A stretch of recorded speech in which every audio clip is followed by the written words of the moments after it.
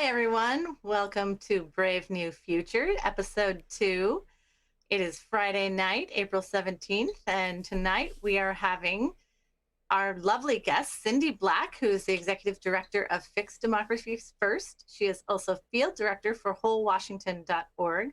And a little later tonight, we'll also have Miss Abbey Lane, who is a international journalism student over in Glasgow, Scotland. So welcome, Cindy. How are you doing this evening? Great. How are you, Amber? Thanks for having me. Yeah, thank you. So I had some great news yesterday. I saw that our state of Washington lawsuit that was filed against the Grocery Manufacturers Association back after the 2013 vote on GMO labeling was upheld in court. And I know you were one of the lead efforts, people on the ground fighting that fight here in Washington. At that time, I was actually in Alaska helping volunteer with Moms Across America and thought it would be great to kind of relive those moments about what happened in Washington state and how we got to this point now. Sure. Well, I got involved with the GMO labeling initiative just by accident. After Occupy Wall Street happened, I decided to get actually involved a little bit more into politics and reform movements, but I wasn't sure what to do. And then I heard about the GMO labeling initiative and signed up on a mailing list. I think it was for Food and Water Watch.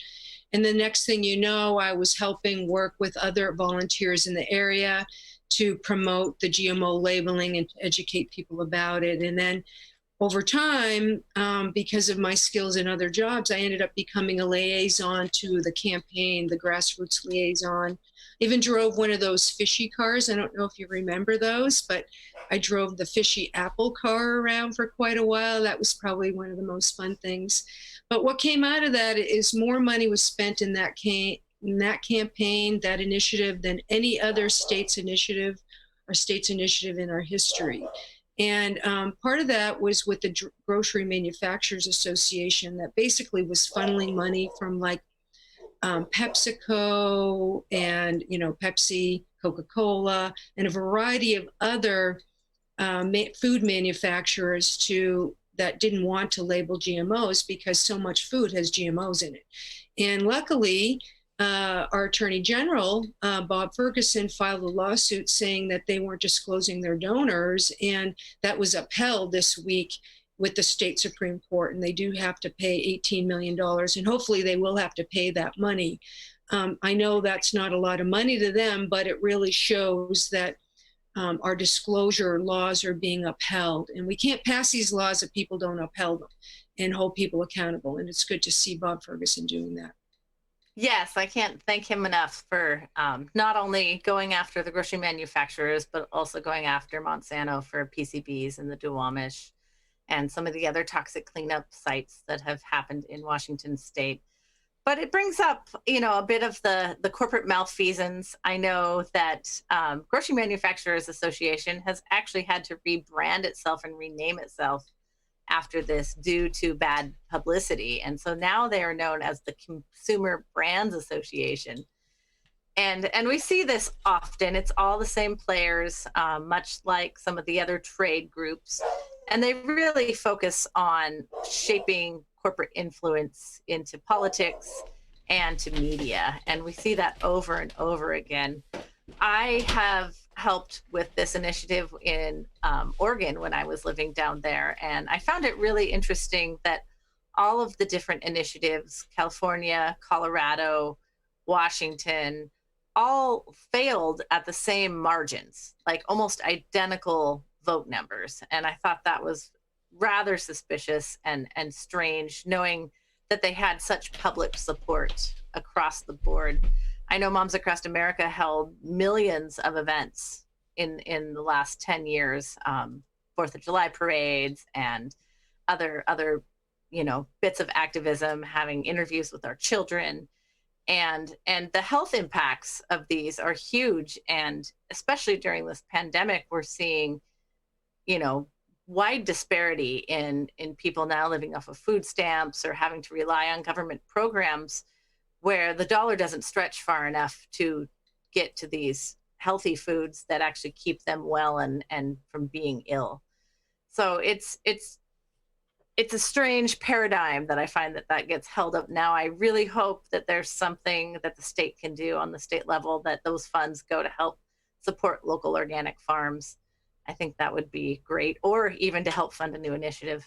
Yeah. Unfortunately, it may be a while before we see those funds. They have a way of dragging those things out in court and making it so they may never have to pay. But we'll see what happens. At least it passed another hurdle. I think the important piece to look at here is that they do this. It's very strategic. Their way of going about it. I mean, the moneyed interests that have controlled public policy for the last few decades is astronomical when you think about the money that's been thrown into these to defeat campaigns or to lobby to pass laws to prevent people from even being able to know what's in your food, from everything from, limiting the state's ability to be able to decide what they want to label things. All of that's going on, and it has to do with a lot of the money, the influence. It comes down to greed, unfortunately, and through that campaign, after I came out of that campaign, kind of shell shocked, because first of all the money that was put in, and not just on the opposition side, but also on the pro side. I just want to say that the pro side approached it in a very narrow way that I think if they broadened their approach to it, they might have actually won.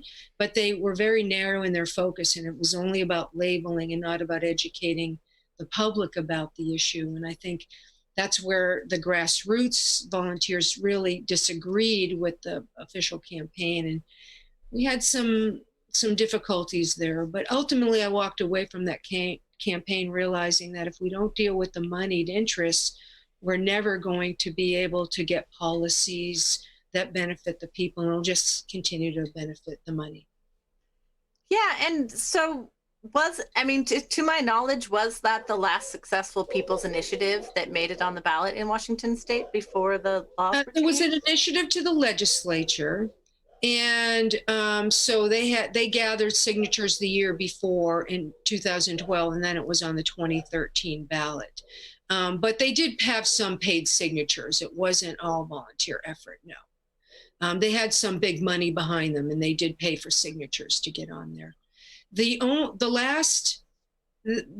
real only grassroots initiative that I really know about was the one that we worked on, was Initiative 735. That when I came off of that initiative, I went to work with an organization called WAMEN, the Washington Coalition to Amend the Constitution to Overturn Citizens United, to address the money in elections. That initiative we did twice. Initiative to the people, we didn't get enough signatures. And then the following year, we did initiative to the legislature. And we did get enough signatures using 90% volunteer effort. So that was the only one I really know that was mostly grassroots run, or pretty much all grassroots run. That's awesome. Well, thank you so much for your dedication and work in that. I know I see always a lot of these parallels, and that there seems to be perfect profit circles between what I like to call the chemical cartel between food and pharmaceuticals and the health insurance companies, where they're they're basically profiting off our illnesses and continuing to basically pirate life. And one of my heroes that I actually got to meet at the People's Tribunal for the Monsanto Tribunal that was held several years ago in The Hague was Vandana Shiva. Mm-hmm. And she's had some strong words. She wrote a new book. It is going to be featured. We have a few video clips. And she has just been an absolute rock star in this effort. She is an amazing woman. She holds a PhD in nuclear science. She has won a Nobel laureate. She has continually fought against the corporatocracy and seed saving and the beauty of life and seeds. And so I also have some links in the rundown that you can get to, talking about seed libraries, especially during this time of pandemic. But we have a few video clips that she recently recorded in with a person in France and France media. And so we're going to play just a couple snippets from that. And I'd love to get your reactions. A new study that says because we've saved seeds, we brought local seeds that can be saved back into the economy. Monsanto has lost 11 million.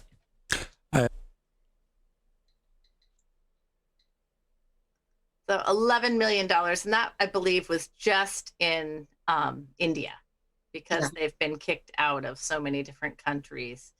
And they bring it in as, you know, this humanitarian effort that they're here to save us. And there's such a food shortage and we need this science to protect us. But it really comes down to really destruction of local economies and local farming. Oh, it's all about money. I mean, they really want to privatize everything. And that's one reason why Monsanto, you know, was agreed to be absorbed by Bayer, because they also had a PR problem. In fact, one of the things I did when I was working on that campaign is I helped organize the first march against Monsanto here in Seattle. And I remember putting together, you know, the big banner in my living room and doing all those things and just thinking about the kind of damage this company has done across the planet. It's all about privatizing seeds. You know, seed saving has always been a part of cultures, and they're out to destroy that. And Vandana Shiva is one of my personal heroes. I got to attend a personal lunch with her. There was just about 10 of us there, and I got to sit next to her at lunch and have this wonderful conversation with her. And she's just been an inspiration. The work that she's done, I think, has elevated this issue more than anybody else has done, the work that she's done around this. And she's been a big target for Monsanto. They've gone after her. And one of the things I do want to mention, because you were talking about the interconnection between all these different companies, and it is so true. One of the first things I discovered when I began to get involved with this is that if you look at the boards of different companies, they're all on each other's boards. It's a very incestuous relationship between these companies and their control of policy. All about profit. It's about profit over everything else. Yes, it always seems to be a tight-knit circle, you know, where you're either in the club or you're out of the club. We have another great little clippet of her talking more about Monsanto and some of the more nefarious pieces that I think will bring us a little closer to present day. From the government labs, research institutions. So Monsanto came illegally, didn't take any approval, with the promise that they would increase farmers' incomes and have this magical technology to control pests. Well, the bollworm is now resistant. Farmers are in debt. Farmers are committing suicide. The area's been ruined. The pollinators are gone. There's no pollination. The groundwater's gone. So there's nothing about the ecosystem. So I save seeds. We brought organic cotton seeds back. We work with the Gandhi ashram.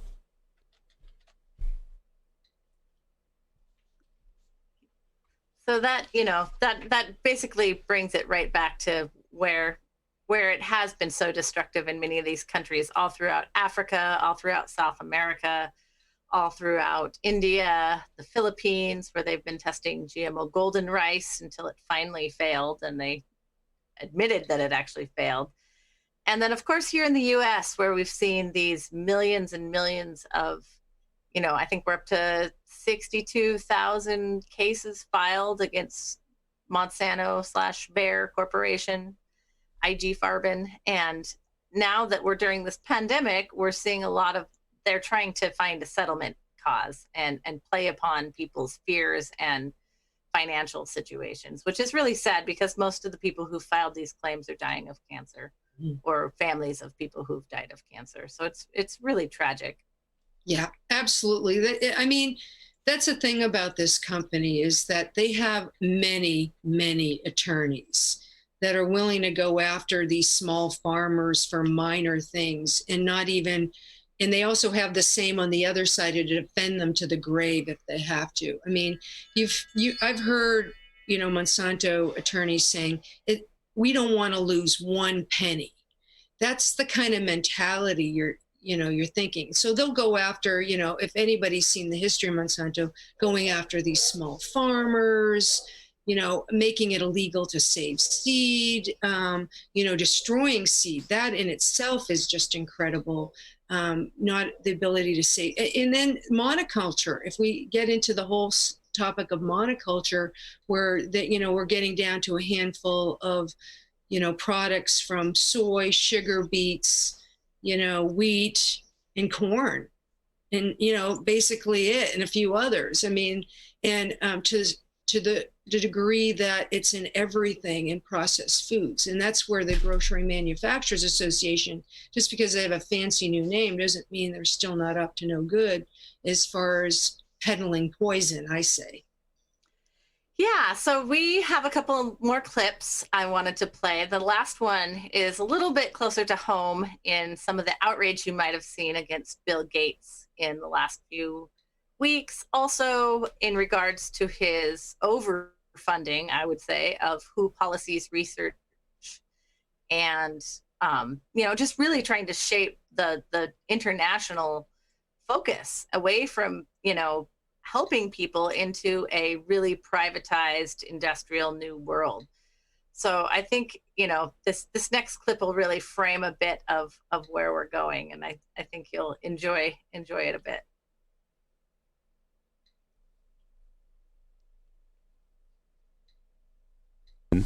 Well, Bill Gates is actually continuing the work of Monsanto because Monsanto had so many movements, and we held a tribunal on Monsanto.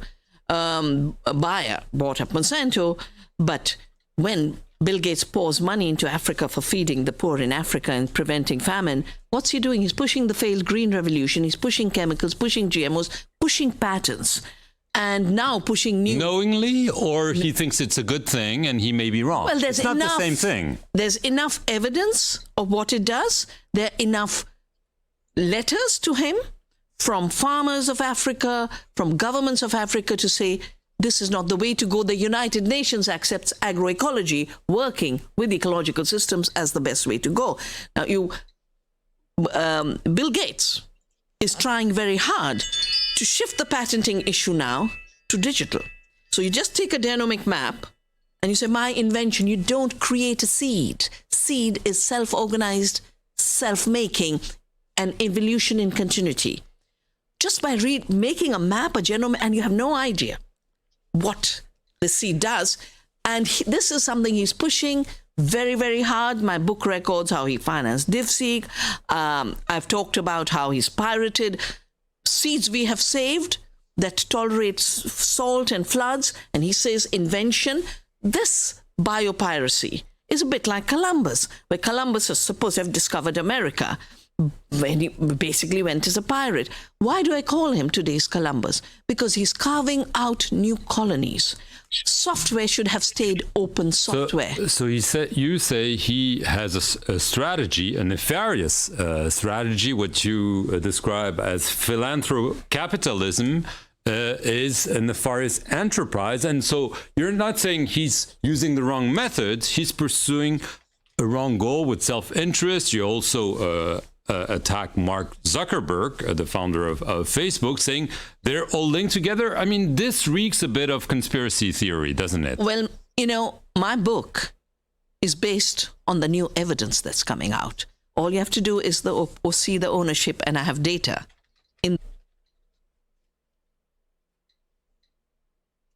So, that really kind of tells the tale for me that I know of Bill Gates. I know when I was helping lead the March Against Monsanto's in Seattle that we ended every one of our marches at the Gates Foundation. And that was very important for everybody involved. And to bring information and highlight the work that he's doing, he's so overplayed as the philanthropist and never the capitalist. And that really most of his inventions have been borrowed from others or from nature.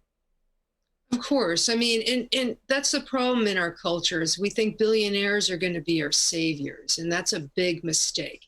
In fact, Bill Gates is no expert in these areas. I mean, he would have no credibility unless he is the only reason why he does is because he is a billionaire and has a lot of money. We shouldn't be leaving those decisions up to people like him. And though maybe there's some type of, philanthropic or philanthropy he wants to put out there, there's other things he could be doing to improve it and not manipulating, genomes. In fact, look where his money is. I mean, I think that's a real indication. If you ever really know what somebody's up to, follow the money. It goes back. I mean, that's still the case. Look where he invests his money. Look where his money is, because he's got a lot of money invested in those type of things. So he stands to gain a lot of money if these things take off. Yeah, we don't often talk about a lot of the pharmaceutical companies that he has invested in. And that is very troubling. Of course, there's been the huge destruction of our education system and his huge funding in charter schools, which has been absolutely devastating to public education. And, now I see all of these doctors talking today about, we've got to get everybody back into school. And, it's like, things might be hitting a little close to home for once for people who, don't live paycheck to paycheck, unfortunately. So it's trying times. It's very interesting to see how these people react when all of a sudden their comfort zone starts to be hit a little. And that's exactly what's happened with Monsanto and Bayer. And, I hope for the day that at some point they look back on the sale of Monsanto and bring in those shareholders to question that they knew exactly what they're doing. The corporate malfeasance dollars in all of those lawsuits against the Roundup cancer cases, against only one type of cancer, that's only non-Hodgkin's lymphoma. We know the devastating impacts of glyphosate are far beyond that. And that's only one chemical. They have hundreds of chemicals in the pipeline, let alone the research, let alone a lot of the trade and biotech wars with foreign national companies, and the institutions of education have literally been destroyed and perverted over this topic. So we really need to hold everybody accountable. They knew what they were doing, and the corporate malfeasance settlement dollars show that. It's twice as much as the lost wages or loss of life. Oh yeah, they knew this stuff was dangerous a long time ago. That's the problem in our culture. Greed tends to cloud, good judgment and long term. The short term gain, is always seems to take precedence over the long term consequences in our culture with the way capitalism is run right now.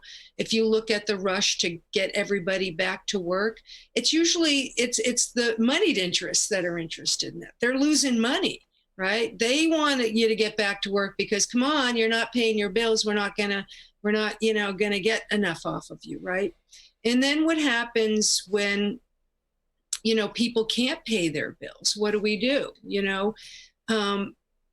I just think the rich are really concerned that they may have to foot the bill for this, and they don't want to foot the bill for this. So they're fighting to get people back to work, regardless of what the consequences might be. That's very short-sighted.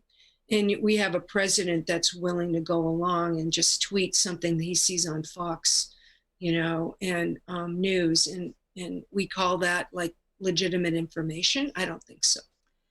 Yeah, so the next couple clips I have are definitely talking about that age of information and media. And I think they're really important in kind of framing this topic on everything from politics to human interest stories. It's really a mind game, and they have been focused on controlling it. If you watch any of the Plan 201 or the 2020 Real ID program that Gates pretty much footed the bill for, that is exactly the plan that they're pushing, and for their own vested interests. Take it away, Oz. Seeds and biodiversity mines it into data and wants ownership along with his friends. And Mark Zuckerberg mines your data and your behaviors and turns it into the raw material, both of corporate world for selling things, which is why strange advertisements pop up after you've sent a message to a friend, and manipulating elections. I have a chapter in the book on the hijack of democracy. You have enough data on what happened with Facebook selling data to Cambridge Analytica and how we are popping up with artificial intelligence leaders. This is a major threat to democracy. So this is why you're... And we saw that playing out live when, all of a sudden, oh, AI's been turned on and now we're going to hijack all of your posts. And that kept happening over and over again, not only with Google and on YouTube, but it also happened on Facebook. And, it felt like it was a beta test. How did you react? Did you have any of your posts get the thank you, sorry message? I did. I had an article. It was just from the Seattle Times about the empty streets. It wasn't even anything political or anything. So, yeah, that was all over the place. I saw that day, a couple of days where people were getting all kinds of things. So it just shows you that what we know, the manipulation and the collection of data is really what it's all about right now. That's a big thing right now, is how you can control the data, because we're all considered data pieces to them. Like, what can they sell us? Targeting ads, like, I swear there's been times I've had a conversation with someone, then I see an ad, I go, what the heck? I think we've all had some weird experiences like that. Like, where did that come from?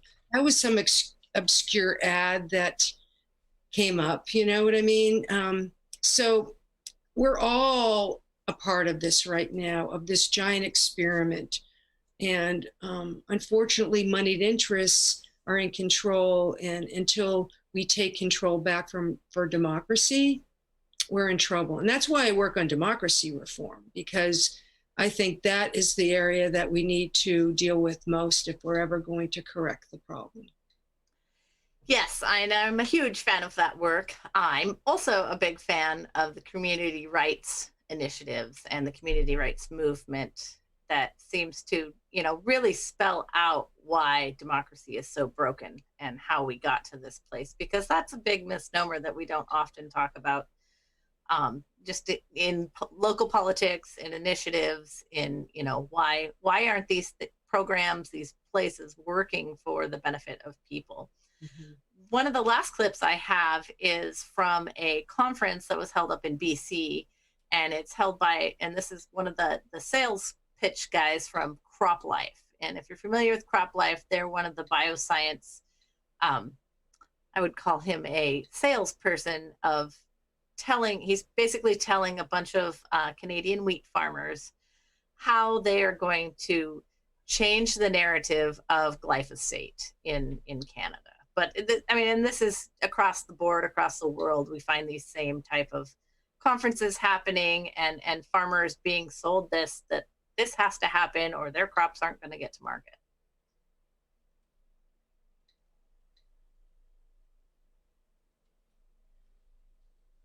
But about every couple of months, our communications staff sends us a new one and says, make sure you use this one in all your presentations. It has changed. So, but here we are pleased. We're in a great position insofar as all the major players in the industry are members of Crop Life. Not every trade association gets to say that. We're quite fortunate that we can say that. And again, we don't take that for granted. I could spend a whole bunch of time talking about, what I think the top issues are in Ottawa, what the horse race numbers look like. And, frankly, I'd be regurgitating a whole bunch of stuff that, you yourselves read. This one slide, though, I think is the one thing I think people should understand going forward. And Randy and I were talking about this just offline before lunch. It's just that the old models of news gathering and of media have just completely fractured. This people my age, got used to a model where, the news got delivered at 6, the news got delivered at 10 and 11, and then again in the morning in the broadsheet newspaper, and that's what the news was. Well, not anymore. Those old models are gone. It's now niche. It's now customized. People have their news delivered 24/7 in rapid fire on their phone, and they choose what news sources they want to get. I mean, the old running joke is, show me your social media feed and profile, and I'll tell you who you vote for, because people are now customizing that feed. All those fake news stories are out there with no fact checking. I was greatly amused by the fact that the federal government thinks they can stop that. There's some kind of committee that's going to be out there to look at fake news stories during the campaign, and the notion of some ineffectual assistant deputy minister trying to plug the holes in the dike of the internet was rather amusing to contemplate. That they're going to give it the old college try.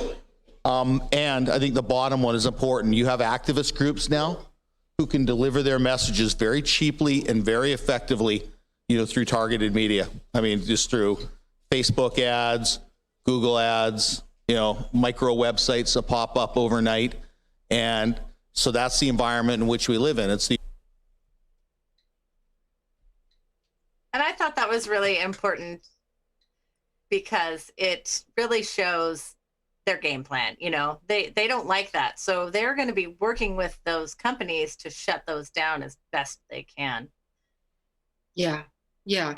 Their motivation is always to shut down the message and control, shut down the message against them and control the message going forward, because they stand to lose a lot of money. But the reality is a lot of things are catching up to them. You talked about all those lawsuits against Monsanto. I mean, that's, I think, the beginning. I think we're going to see more, especially as young people get into power. They're much more aware of these things. I mean, they grew up knowing what GMOs are and whether, maybe that's not such a good thing and that organic is better. So maybe that's going to save us. The younger people will come up and understand this a whole lot better and move us back to more sustainable agriculture and more diversity in agriculture, encouraging people to grow their own fruits and vegetables, community gardens, farmers markets. To me, that's really the future of agriculture. Agreed.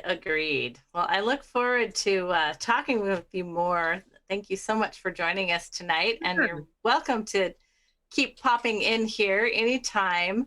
I just wanted to be respectful of your time tonight. So yes. Thank you so much, Cindy.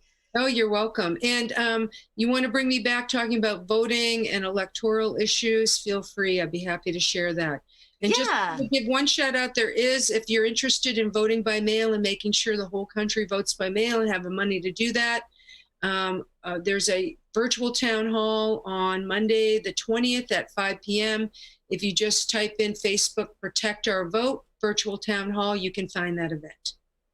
Awesome. And I will add that to our rundown. Great. So thank you so much for people. Yeah, yes. Thank you. Take care. You too. So Bye-bye.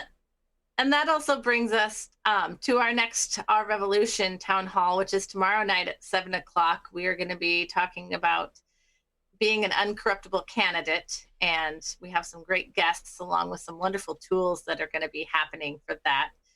So I hope you can join us. It will be, of course, live here on Uphill Media. Thank you so much. And so I just wanted to talk a little bit about what's been happening recently this week. Obviously, we're still amid pandemic. We have a lot of active cases happening in the United States. And, just kind of check in with everybody, make sure everybody knows what tangible actions can be taken and what can we do to help that. So we have a couple different actions, and if you can, Oz, this is on slide 6, that shows some of the pieces that are happening around the country. So we have the rent strike, 2020.org. We know here in Washington State, we have had a moratorium on mortgages, and we've had a rent freeze. And what that means is that your rent dollar amount cannot be raised. And so that's really important. It does not, however, address a rent strike. The lawmakers, what I've been told and what I've seen on the news, is that they are just hoping this is going to trickle down to you. And so that's what they're counting on your landlords to do, and not add any extra fees, or not say you've broken your lease, or you're going to have, damages assessed, or, terms of your lease have been violated, and so have cause to evict you as soon as this pandemic's over. So there's also a call for a general strike on May 1st. And I believe because the traction that is happening and having in the last few weeks, that is why they are now looking to try and reopen the country before the perceived dates. And so they've pushed that heavily. I think you've seen in the last 24 hours as, 25, maybe 30 million people are now out of work, literally a third of the economy. And a third of wage paying earners have now been laid off, lost health care. Most of us pay our bills month to month, do not have savings due to the type of economic capitalism that the United States has been living in for so long. And it's really causing some issues. So there are some places that you can go to get help. There's obviously the Victory Gardens, seed libraries. We urge everybody to check on their neighbors, mutual aid, food security. And then there's also a large piece about protecting workers' union rights. And so I was supposed to be in Chicago this weekend at the Labor Notes virtual conference. It was going to be an in-person Chicago conference, and now it has gone virtual. So they've actually closed it, but you can go and watch live on Facebook. They are streaming all of the sessions. And so these are some of the sessions that are going to be held. And that's building power during the pandemic, organizing a stewards network, talking with your coworkers about Trump and literally just right-wing populism, organizing health and safety in the face of coronavirus, and a just recovery and making people whole from the climate crisis to this pandemic. And that's really important because thankfully we haven't had any major climate catastrophes during this pandemic, but that could happen and change at any moment. And if you can just imagine the state of our nation right now and our world and third world countries and people who are houseless, people who are countryless, people who do not have bright futures, if there was a natural catastrophe due to climate crisis, that would just compound things, compound our already stretched thin first responders and medical resources. So it's really important that we look at a just recovery that not only protects our planet and gives us the ability so that we can push forward in a way that makes our future what we want. This is our brave new future, and we want it to be something that we can be proud of and not something where we're living in fear, isolated, and afraid to live our lives. So we also just wanted to say what our current number is. And so this is the actual number of active cases around the world. I know we have over 700,000, I believe, that have been resolved, which is amazing. And we hope everybody's immune systems are strong and healthy. But this number isn't going down nearly as fast as people would like. So it's important to take it with a grain of salt, make sure we know how different organizations, entities, possibly religious hospitals are coding things. I do medical coding, and it's very, very, I've heard some very strange and bizarre stories about how that can change the reality. I also have a little clip from John Oliver that I was hoping we could play soon, because I just thought that was a humorous way to kind of put the economic perspective into shift. We have, I've heard one person who's actually received an unemployment check. I myself have filed my unemployment, and parts of it were denied, of course.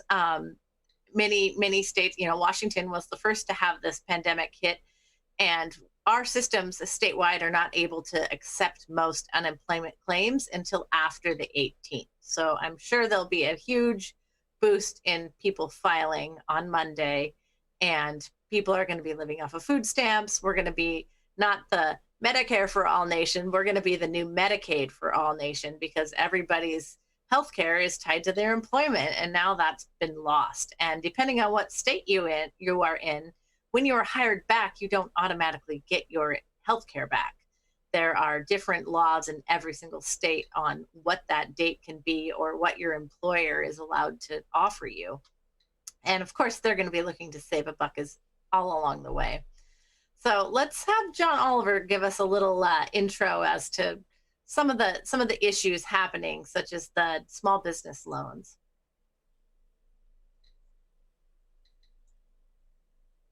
Will it be there, and how big are the holes? And the obvious problem is, if help takes months to come, that's not going to save a business set to go under in weeks. Now, to be fair, no program of this size was ever going to have a perfect rollout. But this is yet another area where this administration could have been preparing for this much, much sooner. And it definitely doesn't help that the director of the National Economic Council, Larry Kudlow, downplayed complaints like this. My wife, Judy, whom you know, and she is a self-employed artist, painter, a very distinguished one of some renown. She could use some help for her operation. And she went to a local community bank up in our place in Connecticut, and apparently it's just a one-page form. That's all it is. So couldn't be easier. Yeah, his response was basically, my wife did it, so what's the problem?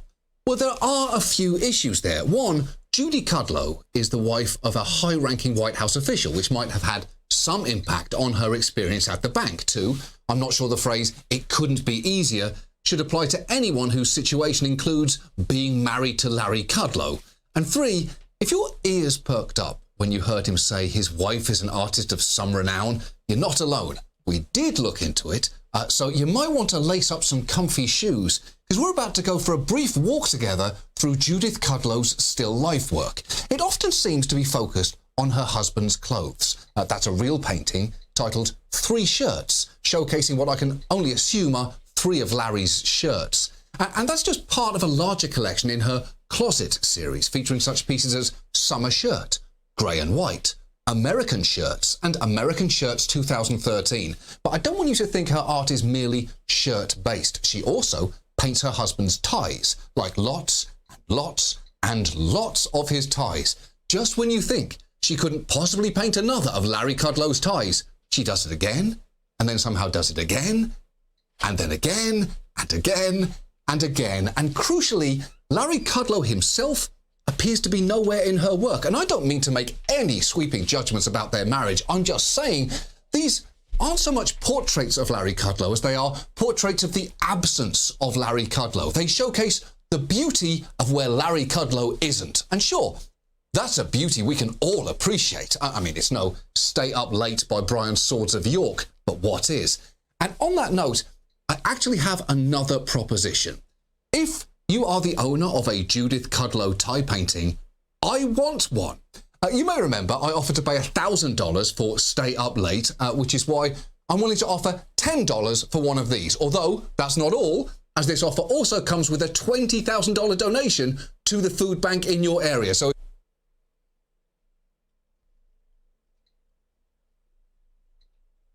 Thank you, Mr. Oliver. will it be there, and how big are the holes? Amazing.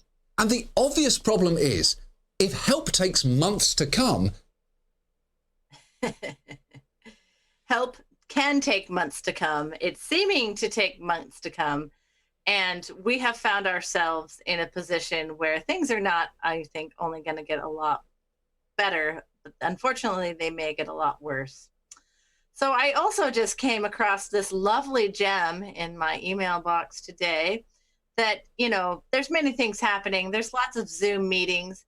You could go from not only watching the Labor Notes conference, but you could also tomorrow join the Clinton Foundation, combating the COVID crisis in a time of philanthropy, government, and public health. Sound familiar? I might have been talking about a few of these things tonight. So they are featuring, wait for it, Mayor Cuomo, Gavin Newsom, and Seattle's own Mayor Jenny Durkan. So just remember that there are always options in the public health philanthropy pandemic spectrum for you to enjoy. It's just about which buttons you click and who's mining your data while that's happening.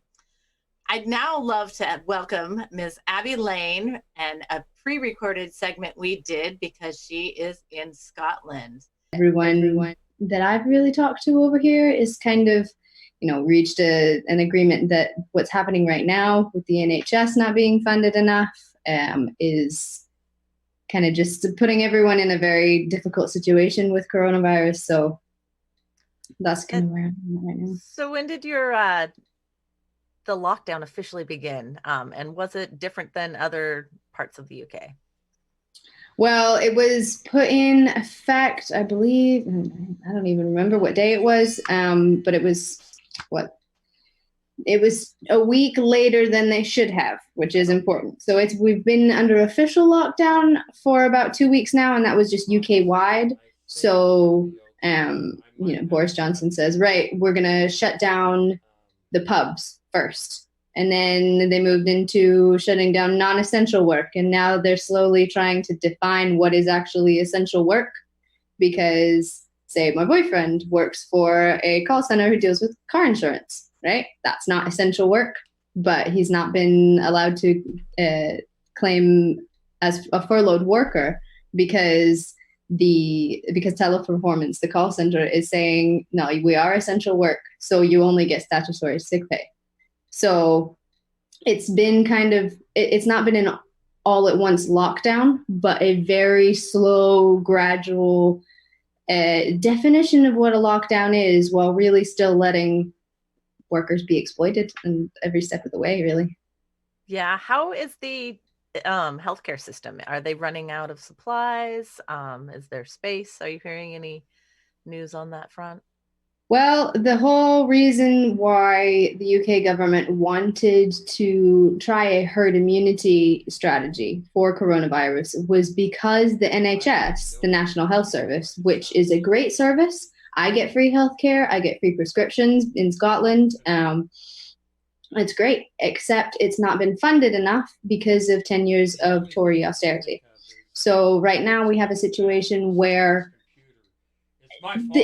coronavirus probably wouldn't be as much of a danger as it is right now if the NHS were properly funded and had enough workers, enough PPE, enough ventilators. But because of Tory cuts and Boris Johnson saying, "Oh, we're going to build 6 new hospitals," oh well, they're not ready or stocked for something like this. This is the problem with these governments, is that when it comes to a real crisis, they can't handle it. Yeah, we were finding a lot of that here. We've been told that there's ventilators coming, that there's a stimulus check coming that's supposed to be like $1,200. Nobody I know who's applied for unemployment has actually gotten it. I know my mom in Alaska got a letter back from them, but nobody's really actually had any real help as far as we know. We're hearing hospitals fill up. They're starting to use old like furloughed nursing homes as extra bed space because they're running out of space. So it's there's a lot of uncertainty. Our state just went an extra month. So now Washington, where this all started in the US, is on lockdown till May 4th, according to the governor. So it's pretty interesting. People are trying to, we're talking rent strike. We're talking, just people not, stores are starting to run out of supplies. I thankfully am still working, but I know most people are not. And some are not eligible for unemployment, or they're not actually laid off. They're just in a temporary phase. So then it doesn't qualify you. Right. There's a million scenarios, and I haven't seen any actual relief for the people so far.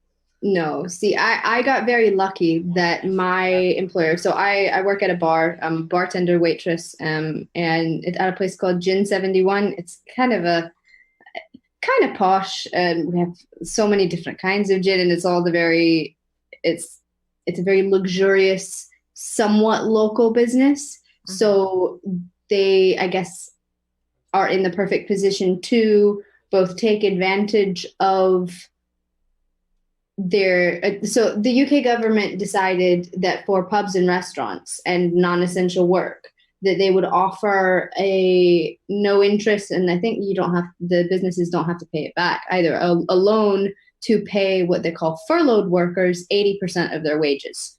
So luckily I was in, I guess, the sweet spot of the companies that would actually do that. So I am getting 80% of my wages up until actually from the point that I self-isolated before the lockdown, which was about a week beforehand, because I got this migraine in the middle of work. There were people coughing, and both customers and fellow staff, and it was just it was such an anxious time to work there, because I knew that the UK wasn't taking it seriously enough. And they were saying like, oh, for COVID-19, we're washing down all of the plates, but then we're still passing coasters back and forth. And I'm like, I'm not going to give somebody else's coaster that they're going to put on top of their drink. But it's just this mentality that Boris Johnson kind of perpetuated from the very beginning of, oh, it's just a flu, we've got to take it on the chin, which is utter just nonsense. Yeah, this seems very different than any flu symptoms I've ever heard of, and it's certainly not acting flu-like. So I've heard lots of stories and obviously lots of conspiracies running around, but there definitely seems to be some strange behavior in this illness, for sure. And you know, as somebody who has autoimmune stuff that deals with the lungs, you know, I know quite a bit about the interstitial lung system and how things move around the body. And it sounds the condition I have is actually called sarcoidosis, which is a hardening of the lung tissue. So it's actually, I think, somewhat sounding very similar, but obviously we have such an unhealthy population that it's going to take a harder hit here, depending. But I've also heard that they think it doesn't do as well in colder, drier climates. And it's been pretty cold and windy here. I'm not sure what your weather's been like. It just rains all the time. No, not all the time, but it is Scotland. I did hear something about how I guess the moisture in the air can technically carry a virus, but I'm not a doctor, so viewers don't quote me on that. But I would say probably as cold as it is, probably is keeping more people inside. Sometimes in Glasgow we'll get just random mid-April snow, so I'm kind of hoping that happens and then people actually stay inside, because when I've been out, there's not a lot of people taking it seriously. There was a group of, I guess, already drunk end of the world toasters going around, and I had my scarf wrapped around my face, and they were saying, oh, is that for the coronavirus? And then, the coronavirus, isn't he real? Things like that. And I'm like, oh, this is not a good sign. But on my last few walks, I've actually seen a few more police cars than normal and some more patrols, not necessarily like to a super dystopian extent, but it is noticeable. So I think they're slowly trying to make people take it a little bit more seriously, but they don't want to admit that their first approach was so wrong. Yeah, I think it's similar here with we've got plenty of stuff, and nobody's still seen all the supplies and the ventilators of our national stockpile that we've supposedly had. And I've heard excuses that the federal government can't work with the states, they didn't know where to send it, like these classic kind of administrative blunders of paperwork and shuffling, and state and federal agencies not being able to work together. So it's interesting times. I think a lot of people thought they were going to be able to go back to work, and now that's not happening. I know some people are talking, this could just be the new normal for the next year. Some places have canceled school for the rest of the year. And it's just, what do? You stay busy, you try and keep everybody healthy, try and keep fed, connect with your I'm probably spending more time connecting with community and friends and family than normal. And so that's nice. It's nice, but it's not the reasons why I'd like. Yeah, you want it to be under better circumstances. Now, when you say you're connecting with more people, would you say that that's online, not necessarily in person, or is it just with the people you live with? Well, both actually. I'm spending better quality time, I think, with the people I'm home with. We have more, it's a priority shifting kind of situation where I've talked to people who've decided to retire, and like they're just, whenever this is over, they're just going to travel, or like they're just done with the race, and Fair enough. they were close anyway, and so this is just like, we're out, peace out. Yeah. So, but I'm also connecting with a lot of people online too, doing a lot of these Zooms as well. Yeah, I wonder though if see, because on the Facebook and Google and social media internet front, I'm almost wary of all of the online discourse about everything, because I don't trust where that information is going and how it's being used to I don't know, test different approaches of the ways that people can talk about things. What are people going to believe? What do people already kind of believe? How do we play on that? It makes me nervous, and I'm trying to stay away from Facebook as much as possible, but it is quite isolating. Like I'm in my flat currently with my boyfriend. We've just been watching TV and reading and stuff like that. It's been nice, but it does feel quite isolating to not be around other people, but then also not want to be on social media. So yeah, definitely. Yeah, I mean, I'm kind of doing like a quick scroll here and there. I'm doing some casting out, but I'm not actually on it. So I'll talk to people and they're like, "Did you see that?" And I'm like, "No, I don't actually really read anything on there. I'm usually just posting, sharing, and moving on." But what books are you reading, just out of curiosity, since that is kind of where this show started, was in good literature and learning? well, the best book on any of this that I have read, and it was suggested to me by my tutorial leader, so like the individual classes for my internet law class. It's called The Age of Surveillance Capitalism, The Fight for a Human Future at the New Frontier of Power, which I have to look at really closely because I have basically torn this book to shreds because it's falling apart now. But that, awesome. Yeah, it's by Shoshana Zuboff, called The True Prophet of the Information Age, a Harvard professor. And she talks about basically how we can liken the rise of advertising technology and social media platforms, their power, to totalitarian power in the 20th century. But we can't call it totalitarianism because it functions differently. So she introduces it as this term called instrumentarianism, which is a very long word and it's very complicated, but it really does encapsulate how the threats to democracy these days are not people going out to drag you to the gulags. It's people who want to observe, understand, quantify, and package anything that they can learn about you to predict what you're going to do so that they can go ahead and sell.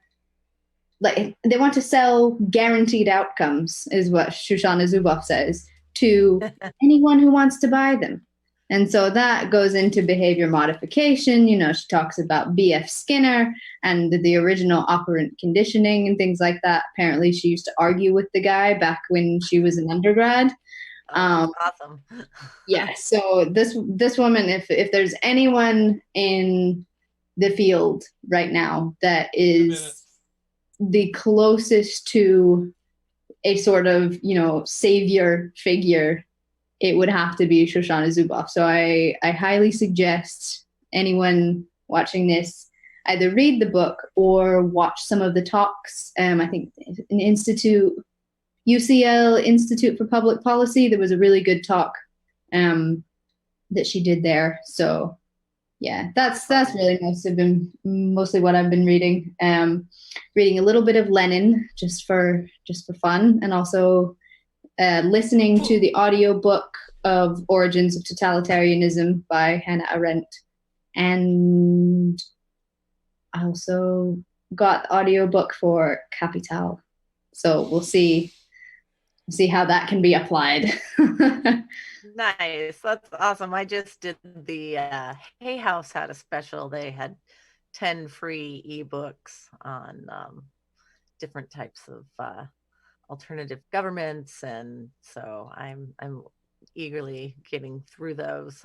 But it'll take me a bit, so because I am still so busy. But I'm just thank you for coming on today and telling us a little bit about what's happening over there, and I hope we can keep talking as the show rolls through and be able to get updates from you and go into more depth on some of the security and privacy and how they are, data mining our lives for profit, basically. So it's absolutely, that is definitely awesome. What I'm going to dedicate my future journalistic endeavors to. So I look forward to working with you further. And awesome. Thank you so much. Thank you. I just wanted to quickly add in my contact information. If you have any questions or if there's any content you'd like to see, please let me know. I've got a lot of special guests that I have around the world that I'm hoping to bring on to our show. Obviously, we are working through our technical difficulties, so thank you. I hope you can also support Uphill Media, Roar Media, and our Patreon pages in the links. We've got some new exciting content that's going to be coming soon. And one of my favorite segments of the show I forgot to do with Cindy earlier, which is ask her what her favorite book she's reading. So I had asked her earlier, and I actually happen to have a copy of that book because it's on one of mine as well. And it was Autobiography of a Yogi. I'm sure you can't see that very well, but I'll do my best. And it is one of my favorite books. It is by Prashnana Yoganda. I also had this. Where are you? And that is his scientific healing affirmations. And he is one of the main focal points in bringing yoga, the practice of yoga, the spirituality of yoga to the United States, and has been a leader in that area and a great inspiration to not only myself, but of course, Cindy and many others. So along the lines of the great thinking minds of the Eastern world, here in the West, we hope to join them. But we hope you will join us in a couple weeks as we have another episode of Brave New Future. And if you can join us in the meantime, we also will be having our Revolution Town Hall tomorrow night, starting at 7 p.m. here on Uphill Media. I know Oz has been working on a few other shows. I don't know if you want to say anything about them, but we've got a few of those coming up. We also have information. We are working on getting our KROC radio station. And that about wraps up our show. Any last final words, Oz? Yeah, the faceplant of the sound tonight was courtesy of Oz. He takes full responsibility and humblest of apologies. We're going to premiere this show shortly, I believe. Is that correct, Amber? Yes. Okay, we'll work it out. And are we going to outro music now? Yeah, that would be great. The last few slides, outro music, and your ending. All right. All right, thanks.